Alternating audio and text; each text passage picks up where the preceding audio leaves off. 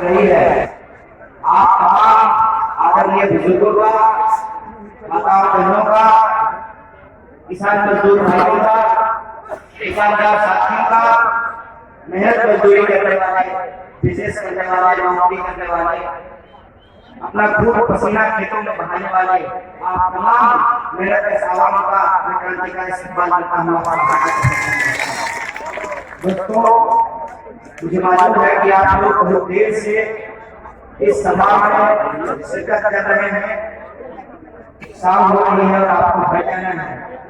और हमसे पहले तमाम राजनीतिक दल के नेताओं ने, कांग्रेस पार्टी के नेता ने, सीपीआई के नेता ने, सीपीआईएम के नेता जन ने, सीपीआईएमएल के नेताओं ने, राष्ट्रीय जनता दल के नेताओं ने अपनी बात रखी है।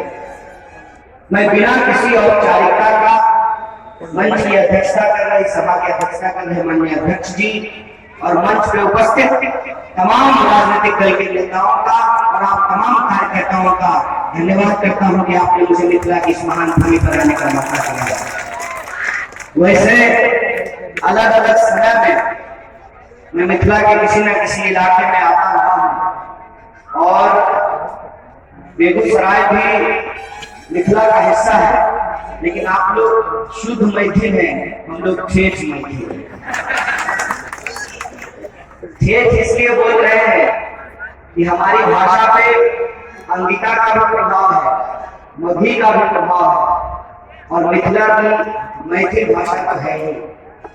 कई जगह लोग कहते हैं कि हाँ मैथिली बाजू, हम कहते हैं कि हमारी मैथिली सुन करके जो है आपको लगेगा कि इससे अच्छा नहीं ही बोलता तो अच्छा लगता है। लेकिन मिथिला से जो हमारा ये जुड़ाव है, उस जुड़ाव के संबंध में एक बात और मैं आपसे कहना चाहता हूँ।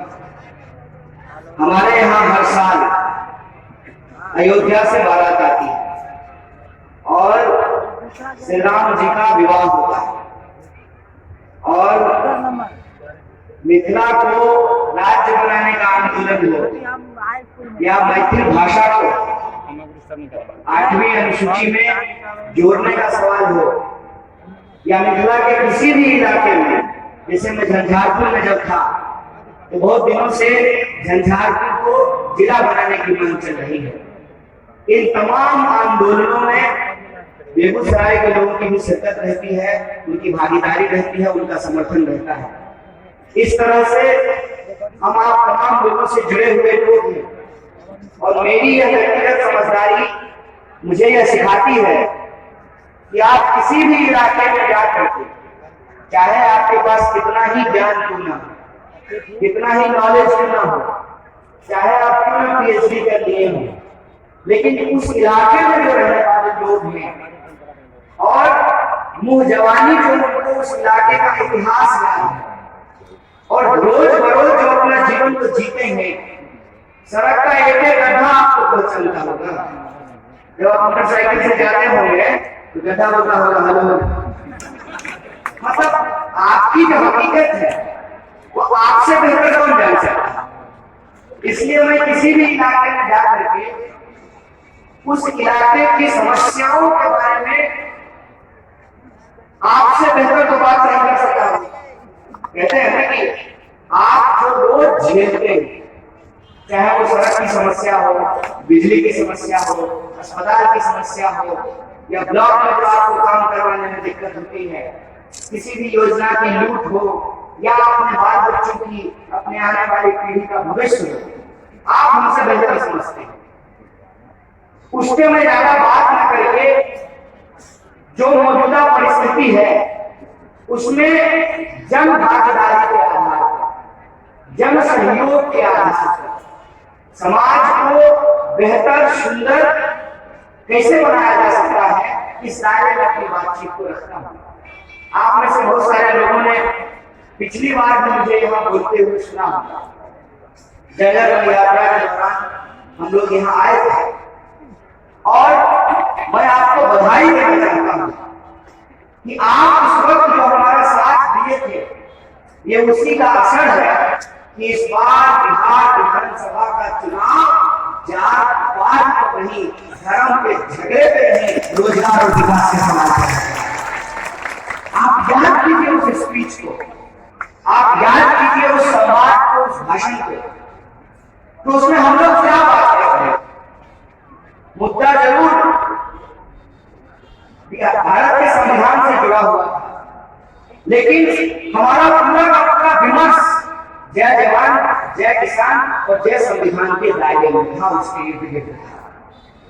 उस सभा में भी हमने पलायन के सवाल को मुद्दा बनाया था।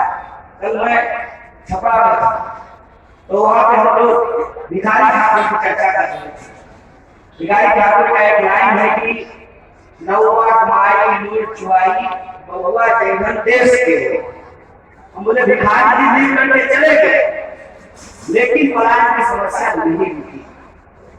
साल में साल चुनाव होते रहते हैं, आप किसमें किसी को अपना वोट देते हैं, कोई जीतता है कोई हारता है, लेकिन जो आपका बुनियादी सवाल है उसको इस देश के राजनीतिक विमर्श से गायब कर दिया गया। मैं ये गारंटी नहीं कर रहा हूं कि इस बार का चुनाव इस विमर्श के आधार पर अपना अंतिम परिणाम देगा कि नहीं देगा, लेकिन इस बात की खुशी जरूर है और मैं आपको बधाई जरूर देना चाहता हूं कि आपने नौजवानों के इस सवाल का जो समर्थन किया है, बिहार के चुनाव का विमर्श इस बार रोजगार के सवाल पर केंद्रित है। और आप देखिए कि हम लोग दूसरे के अखाड़े में जाकर के, दूसरे के पाले में जाकर के कबड्डी नहीं कर रहे। हमारे यहाँ लड़का लड़की सब कबड्डी खेलती है, बेगूसराय फुटबॉल का भी टीम है, लड़का लड़की फुटबॉल खेलते हैं। कबड्डी के खेल में क्या होता कि जब आप कबड्डी करने के लिए दूसरे के पाले में जाते हैं, दूसरे के स्कूल में जाते हैं, तो आप एक होते हैं और वो साथ। लेकिन अगर आप उसको अपने कोर्ट में बुलाते हैं कबड्डी करने के लिए, तब वो एक होता है, आप साथ होते हैं। इस रणनीति में, इस लड़ाई में ये होना बहुत जरूरी था कि हम भाजपा के द्वारा उलझाए गए, फंसाए गए, भटकाए गए मुद्दों पर जवाब नहीं दे रहे हैं, बल्कि हमारे उठाए गए मुद्दे को हमको जवाब देना। इस बात का चुनाव की आप खास बात देखिए, हमारे संकल्प पत्र में रोजगार की बात की गई है, समान काम के समान वेतन की बात की गई है। हमारे संकल्प पत्र में सिर्फ नौजवानों की बात नहीं की गई है, समावेशी है हमारा संकल्प पत्र। हम वृद्धा पेंशन को भी 400 से बढ़ा करके 1000 रुपया करने की बात कर रहे हैं।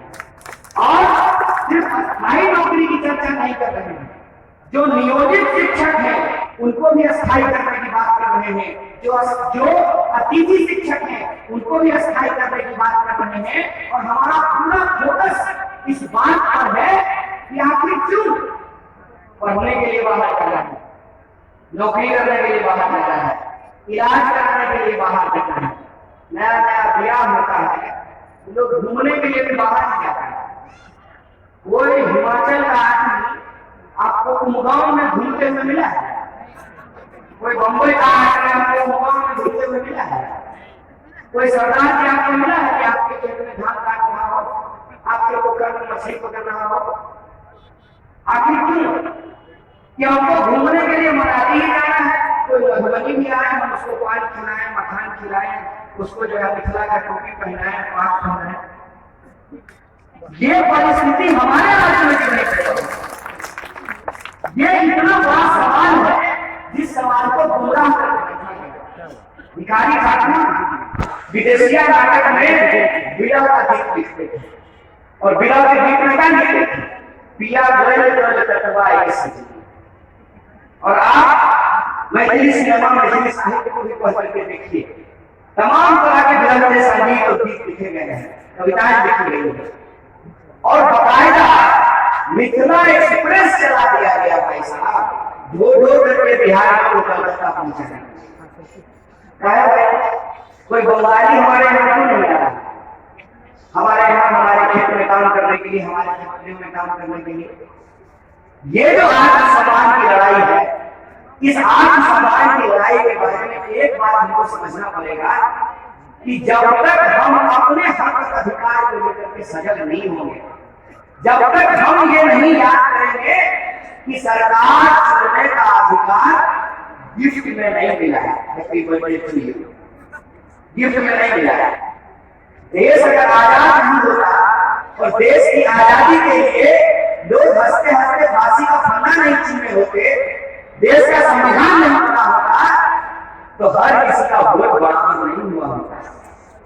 मटको वोट एक, अपतर को वोट एक, महिलो वोट एक, अमरदो वोट एक, गोरको वोट एक, अतर को वोट एक। ये होगा क्या?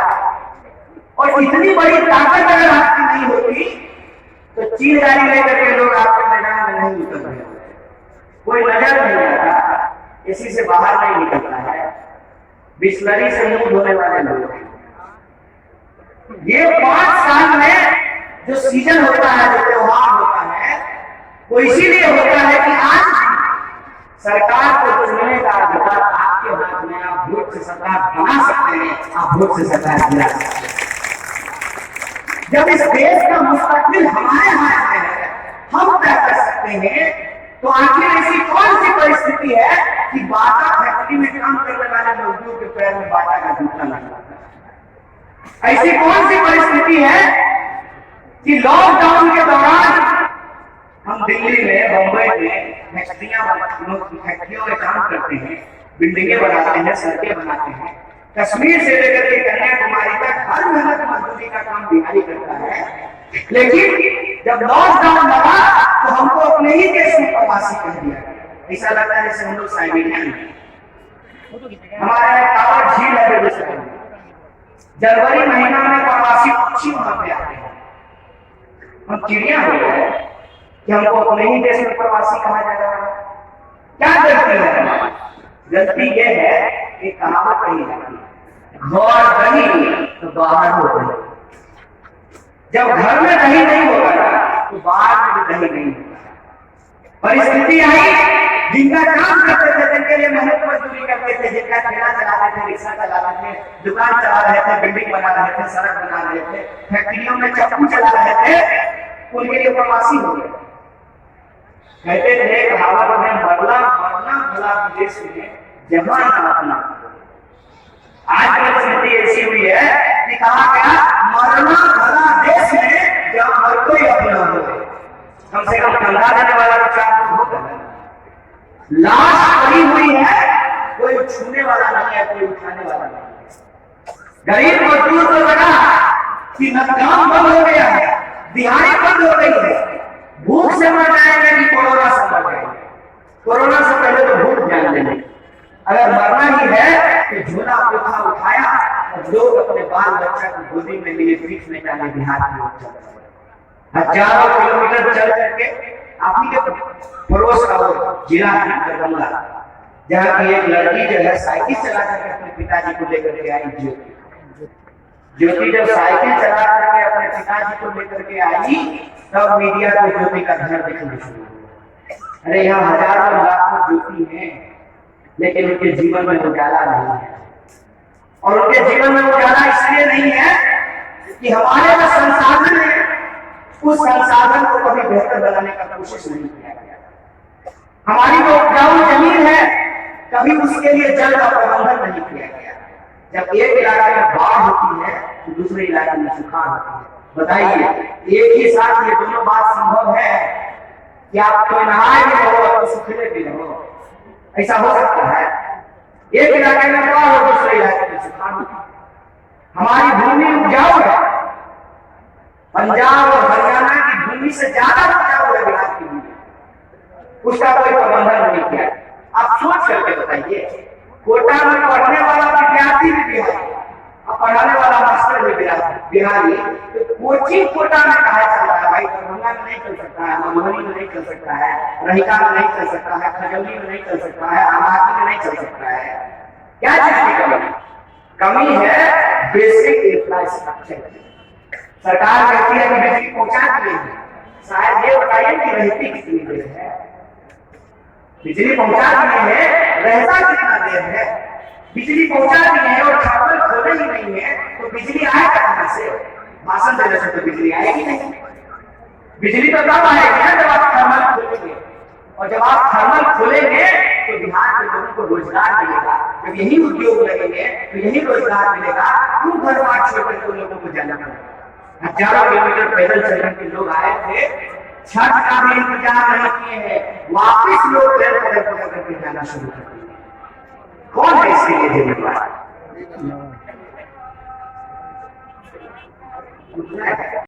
कौन सी परिस्थिति है कि बिहार के 12 करोड़ लोगों को अपनी हर जरूरत के लिए अपना घर बार, अपना परिवार, अपने माँ बाप को छोड़ करके बाहर जाना पड़ता है? और ये जो परिस्थिति है इसमें बदलाव कैसे है? ऐसा नहीं है कि बिहार के लोगों के पास प्रतिभा नहीं है। आप सब जानते हैं कि देश का सबसे कठिन परीक्षा यूपीएससी लेती है। यूपीएससी में हर बार बिहार के लोग बहुत अच्छा करते हैं। आप कोई भी राज्य का नाम ले लीजिए, आप गुजरात का नाम ले लीजिए, महाराष्ट्र का नाम ले लीजिए, वहां का जो सेक्रेटरी होगा, चीफ सेक्रेटरी होगा, कोई ना कोई मिला। आप यूएन का नाम ले लीजिए, यूनिसेफ का नाम लीजिए, उसमें काम करने वाले मिला। ऐसा नहीं है कि हमारे पास प्रतिभा नहीं है। केरल देश का सबसे साक्षर राज्य है। केरल राज्य में इस बार जो लड़की टॉप की है वो बिहार की रहने वाली है, पूरा बिहार। हमारे अंदर प्रतिभा है, लेकिन हमारी प्रतिभाओं को परिष्कृत नहीं किया जाता है, मानव संसाधन का प्रबंधन नहीं किया जाता है। और ये प्रबंधन क्यों नहीं किया जाता है? इसलिए नहीं किया जाता है कि सरकार को पता है कि 5 साल काम नहीं करेंगे, जब चुनाव आएगा तो जात पात कर देंगे, हिंदू मुसलमान कर देंगे, चुनाव जीत जाएंगे, काम करेंगे। ये तो अभिमान है सरकार का। कोई अभिमान सरकार का पूछना चाहिए, नहीं पूछना चाहिए। सरकार जो समझती है कि वो मालिक है, जनता को याद दिलाना चाहिए कि नहीं दिलाना चाहिए कि आप मालिक हैं, आप सरकार बना सकते हैं, आप सरकार गिरा सकते हैं। ये याद आपको दिलाना चाहिए कि नहीं दिलाना चाहिए? गुरूर और गुमान देखिए, सत्ता का अभिमान देखिए, ये सरकार का अहंकार है। इस अहंकार का जवाब बिहार की जनता को देना पड़ेगा। पूरी दुनिया और पूरा देश बिहार की तरफ देख रहा है कि लॉकडाउन के दौरान जो बिहार के मजदूरों को अपमानित किया गया, क्या बिहार के उनके भाई बंधु, उनके माँ बाप, उनके घर वाले, उनके रिश्तेदार की सरकार को सबक सिखाना और नहीं सिखाना है? यहाँ खड़ा होकर मैं आपसे पूछना चाहता हूँ कि क्या आप ऐसी बेशर्म सरकार को बदलना चाहते हैं कि नहीं बदलना चाहते हैं? मैं आपसे ये पूछना चाहता हूँ कि जब सरकार से पूछा गया कि लॉकडाउन के दौरान कितने मजदूर मारे गए हैं, इसका डेटा दीजिए, तो सरकार कहती है कि नहीं बताया। पीएम केयर्स फंड में कितना पैसा आया, सरकार कहती है नहीं बताया। साहब आप भी नहीं बताएंगे ना, तो हम भी इस बार आपको वोट नहीं देंगे। ये बात अपना दिमाग में आता है। आपको तो भ्रम हो गया है कि आप पैसे की ताकत से तमाम तरह के चैनलों को कंट्रोल करके आप लोकतंत्र को फिर भी रख सकते हैं। तो इस बार बिहार आपका भ्रम तोड़ेगा, तो ये टूटेगा नहीं टूटेगा। अगर ये भ्रम आप तोड़ना चाहते हैं तो आपको इस बार 8 मार्च की लड़ाई में अपना रास्ता अख्तियार करना पड़ेगा, अपना किनारा आपको चुनना पड़ेगा। एक तरफ वो लोग हैं जो आने वाले 30 साल में क्या बेहतर बिहार में किया जा सकता है उसके बारे में सोच रहे हैं, दूसरी तरफ वो लोग हैं जो बिहार को 30 साल पीछे धकेलने की बात कर रहे हैं। एक बात मुझे सोच करके बताइए कि मैं किसी और की निंदा करके अपनी कमियों को छुपा सकता हूँ? किसी और के ऊपर कीचड़ उछालने से क्या मैं बेहतर हो सकता हूँ? ये कौन सी बात होती है कि 15 साल से सरकार आप चला रहे हैं और अपने 15 साल का हिसाब किताब देने की बजाय आप ये कह रहे हैं कि उससे 15 साल पहले क्या हुआ था उसके बारे में जानकारी दे रहे हैं।